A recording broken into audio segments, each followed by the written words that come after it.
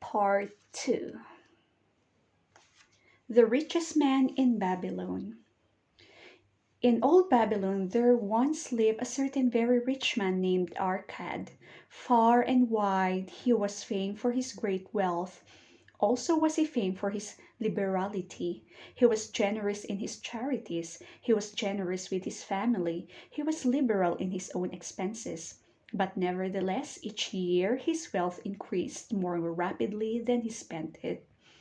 And there were certain friends of younger days who came to him and said, "You, Arcad, are more fortunate than we. You have become the richest man in all Babylon while we struggle for existence. You can wear the finest garments and you can enjoy the rarest foods, while we must be content if we can clothe our families in raiment that is presentable and feed them as best we can. Yet once we were equal, we studied under the same master, we played in the same games, and in neither the studies nor the games did you outshine us. And in the years since, you have been no more an honorable citizen than we, nor have you worked harder or more faithfully in so far as we can judge. Why then should a fickle fate single you out to enjoy all the good things of life and ignore us, who are equally deserving?" Thereupon Arcad remonstrated with them, saying, "If you have not acquired more than a bare existence in the years since we were youths, it is because you either have failed to learn the laws that govern the building of wealth, or else you do not observe them. Fickle fate is a vicious goddess who brings no permanent good to anyone.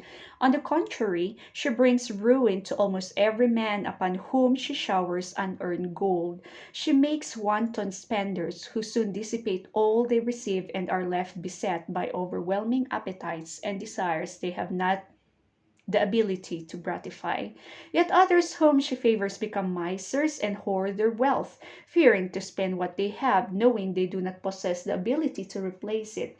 They further are beset by fear of robbers and doom themselves to lives of emptiness and secret misery. Others were probably are who can take unearned gold and add to it and continue to be happy and contented citizens. But so few are they. I know of them but by hearsay.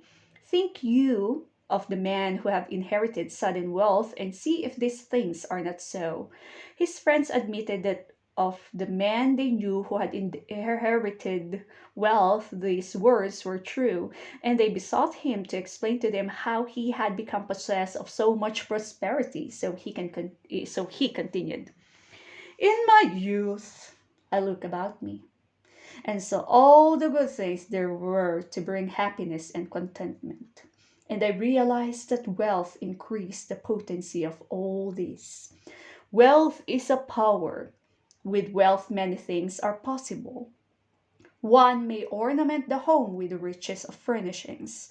One may sail the distant seas. One may feast on the delicacies of far lands. One may buy the ornaments of the gold worker and the stone polisher. One may even build mighty temples for the gods. One may do all these things and many others in which there is delight for the senses and gratification for the soul.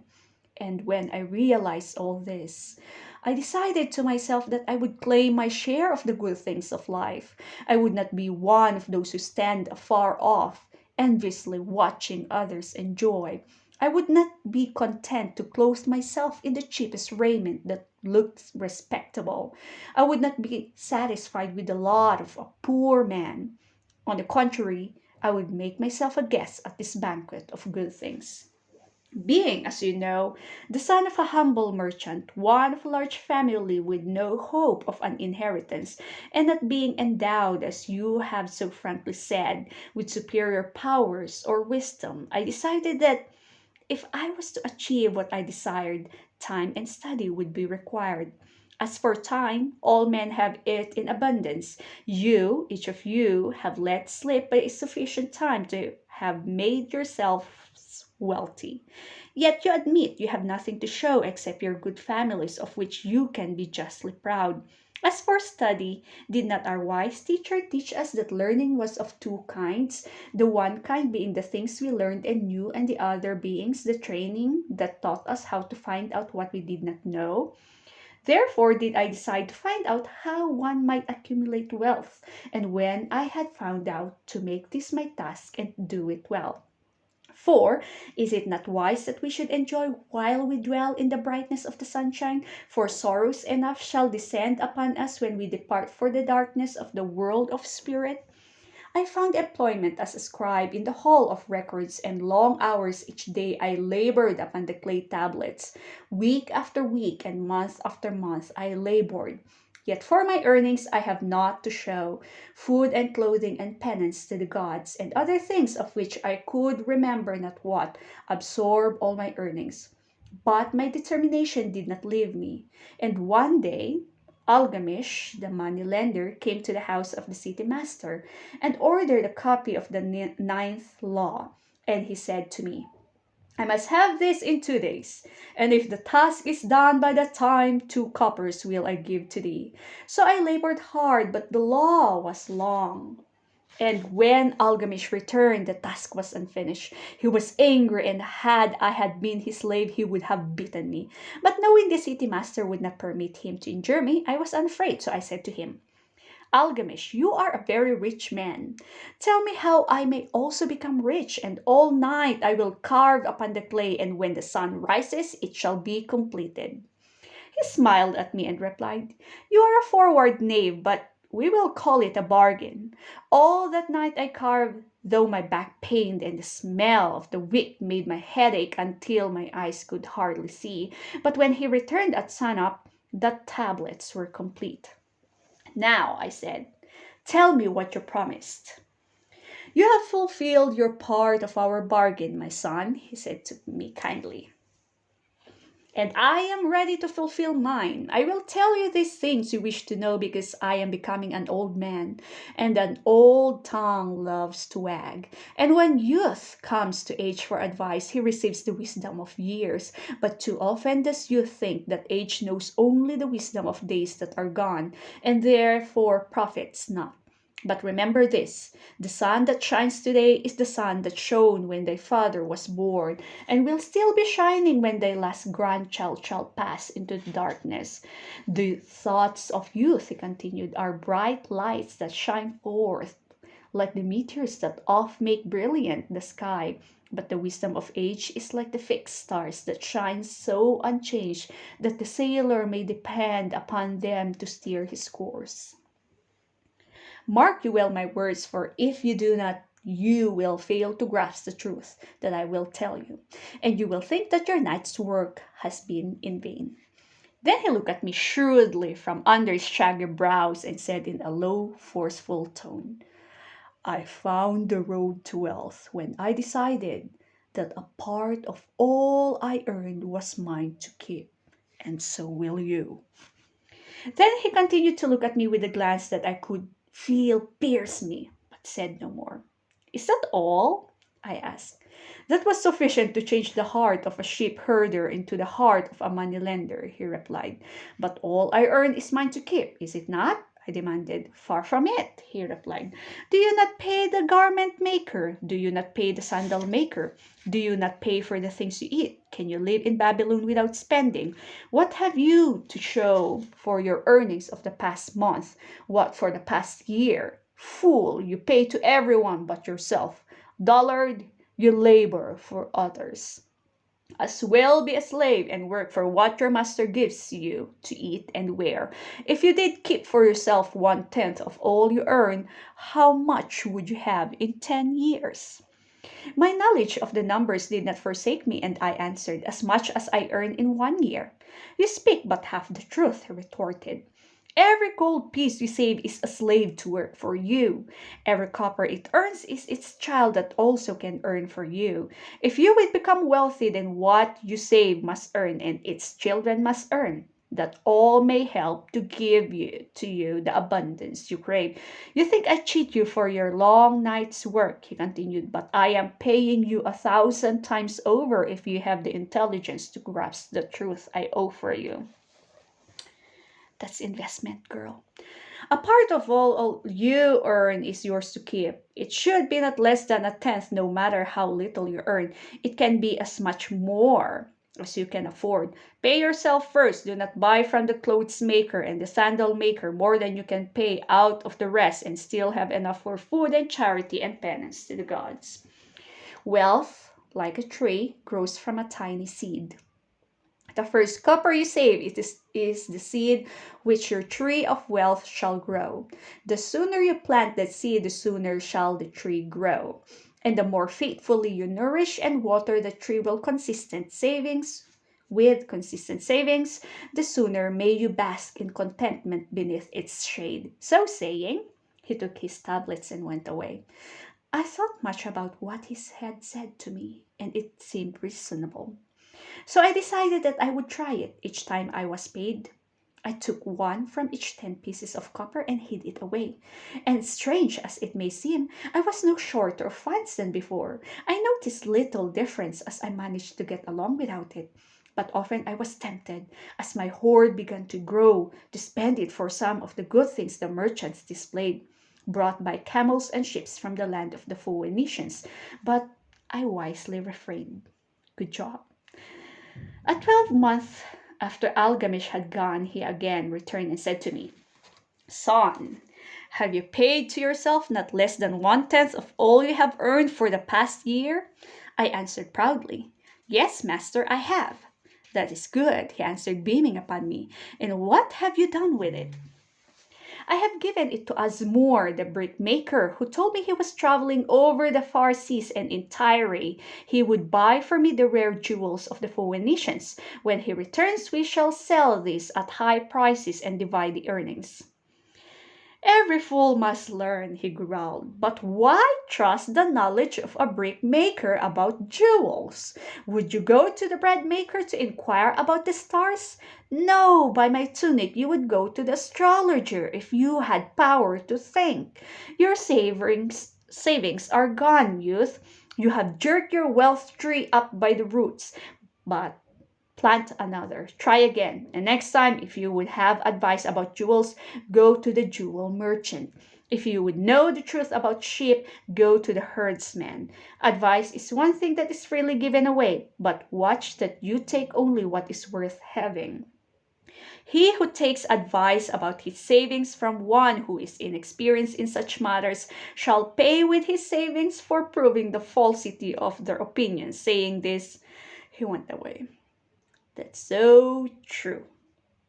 And I'm a victim of it. Lesson learned.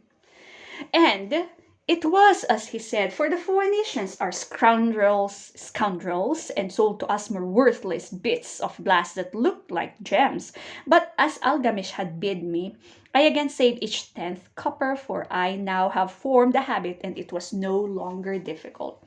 Again, 12 months later, Algamish came to the room of the scribes and addressed me. What progress have you made since last I saw you? I have paid myself faithfully, I replied, and my savings I had entrusted to Agar the shield maker to buy bronze, and each 4th month he does pay me the rental. That is good. And what do you do with the rental? I do have a great feast with honey and fine wine and spice cake. Also, I have bought me a scarlet tunic, and some day I shall buy me a young ass upon which to ride. To which Algamish laughed. You do eat the children of your savings, then how do you expect them to work for you? And how can they have children that will also work for you? First get thee an army of golden slaves, and then many a rich banquet may you enjoy without regret. So saying, he again went away. Nor did I again see him for 2 years. When he once more returned, and his face was full of deep lines, and his eyes drooped, for he was becoming a very old man, and said to me, Arcad, hast thou yet achieved the wealth thou dream of? And I answered, Not yet all that I desire, but some I have, and it earns more, and its earnings earn more. And do you still take the advice of brickmakers? About brick making, they give good advice, I retorted. Arkady continued, you have learned your lessons well.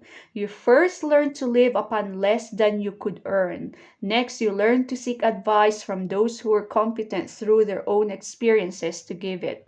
And lastly, you have learned to make gold work for you.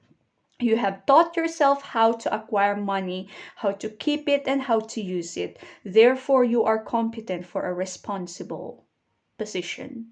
I am becoming an old man. My sons think only of spending and give no thought to earning. My interests are great and I fear too much for me to look after. If you will go to Nippur and look after my lands there, I shall make you my partner and you shall share in my estate.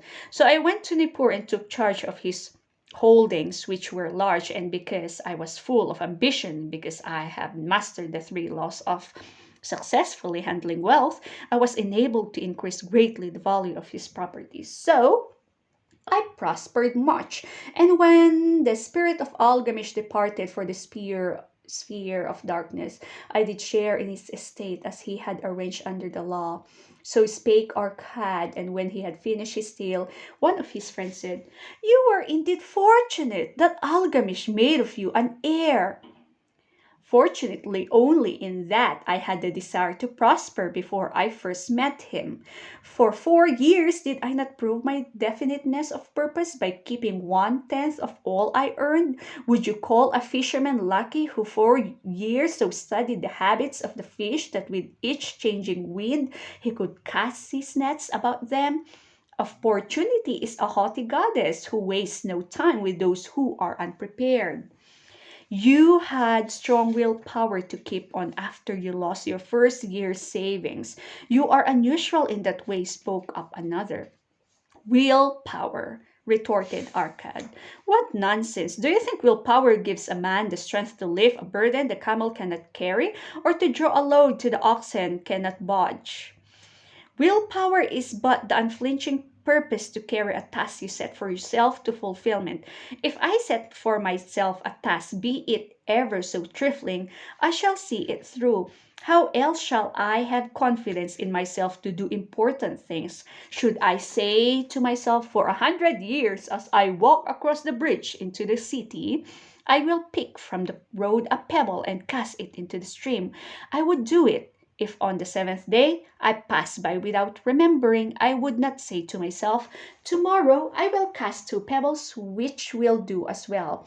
Instead, I would retrace my steps and cast the pebble, nor on the 20th day would I say to myself, Arcad, this is useless. What does it avail you to cast a pebble every day? Throw in a handful and be done with it. No, I would not say that nor do it. When I set a task for myself, I complete it. Therefore, I am careful not to start difficult and impractical tasks because I love leisure. And then another friend spoke up and said, if what you tell is true and it does seem, as you have said, reasonable, then being so simple, if all men did it, there would not be enough wealth to go around. Wealth grows whenever men exert energy, Arcad replied. If a rich man builds him a new palace, is the gold he pays out gone? No, the brickmaker has part of it, and the laborer has part of it, and the artist has part of it, and everyone who labors upon the house has part of it. Yet when the palace is completed, is it not worth all it cost? And is the ground upon which it stands not worth more because it is there? And is the ground that adjoins it not worth more because it is there? Wealth grows in magic ways. No man can prophesy the limit of it. Have not the Phoenicians built great cities on barren coasts with the wealth that comes from their ships of commerce on the seas? What then do you advise us to do that we also may become rich? Asked still another of his friends. The years have passed and we are no longer young men and we have nothing put by. I advise that you take the wisdom of Algamish and say to yourselves, a part of all I earn is mine to keep. Say it in the morning when you first arise, say it at noon, say it at night, say it each hour of every day. Say it to yourself until the word stands out like letters of fire across the sky. Impress yourself with the idea, fill yourself with the thought, then take whatever portion seems wise. Let it be not less than 1/10 and lay it by. Arrange your other expenditures to do this if necessary, but lay by that portion first. Soon you will realize what a rich feeling it is to own a treasure upon which you alone have claim. As it grows, it will stimulate you. A new joy of life will thrill you. Great efforts will come to you to earn more. For all of your increased earnings, will not the same percentage be all yours to keep? Then learn to make your treasure work for you. Make it your slave. Make its children and its children's children work for you. Ensure an income for the future. Look thou at the age, and forget not that in the days to come thou also will be numbered among them. Therefore invest thy treasure with greatest caution that it be not lost. Usurious rates of return are deceitful sirens that sing but to lure the unwary upon the rocks of loss and remorse. Provide also that thy family may not want should the gods call thee to the realms. For such protection, it is always possible to make provision with small payments at regular intervals. Therefore, the provident man delays not in expectation of a large sum becoming available for such a wise purpose. Counsel with wise men. Seek the advice of men whose daily work is handling money. Let them save you from such an error as I myself made in entrusting my money to the judgment of Asmur the brickmaker. A small return and a safe one is far more desirable than risk. Enjoy life while you are here. Do not over restrain or try to save too much. If 1/10 of all you earn is as much as you can comfortably keep, be content to keep this portion. Live otherwise according to your income, and let not yourself get niggardly and afraid to spend. Life is good and life is rich with things worthwhile and things to enjoy. His friends thanked him and went away. Some were silent because they had no imagination and could not understand. Some were sarcastic because they thought that one so rich should divide with old friends not so fortunate. But Sam had in their eyes a new light.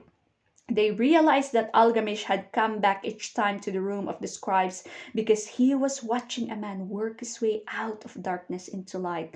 When that man had found the light, a place awaited him. No one could feel that place until he had for himself worked out his own understanding, until he was ready for opportunity. These latter were the ones who in the following years frequently revisited Arcad, who received them gladly. He counseled with them and gave them freely of his wisdom, as men of broad experience are always glad to do, and he assisted them in so investing their savings that it would bring in a good interest with safety and would neither be lost nor entangled in investments that paid no dividends. The turning point in these men's lives came upon that day when they realized the truth that had come from Algamish to Arcad and from Arcad to them. A part of all you earn is yours to keep.